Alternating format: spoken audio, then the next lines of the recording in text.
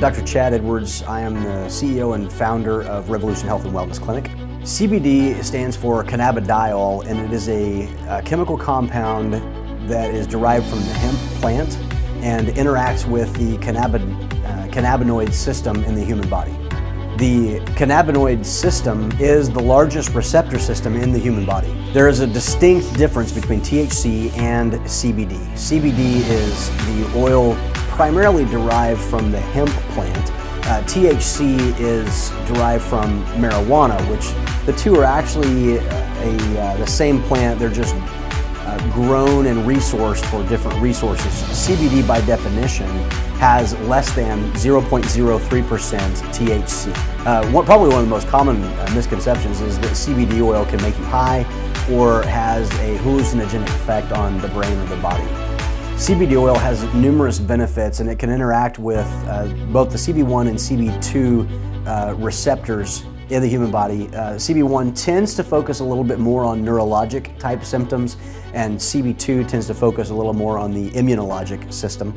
So CBD can have an extensive effect on the human body across a number of neurologic, psychiatric, and inflammatory, as well as painful conditions. So there's a lot of things that CBD can actually help with. There's a couple of things that I would say. First, that CBD oil is legal in all 50 states. I can't think of any really negatives to CBD oil. I don't get a lot of patients that complain about negative side effects.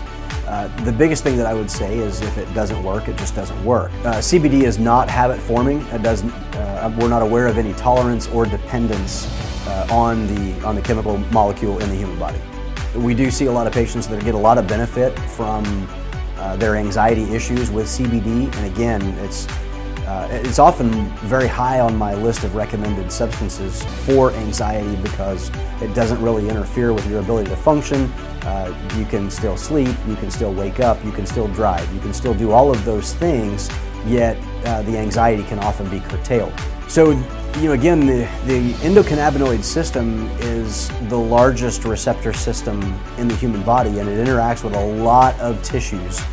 When you think about things like epinephrine, other neurotransmitters, the endocannabinoid system with its extensive receptors outnumber those other systems. So the things like CBD will have an extensive effect, and meaning on a bunch of different systems. It can impact a lot of different areas, and some people will say, how can one substance make such a big difference in so many different ways?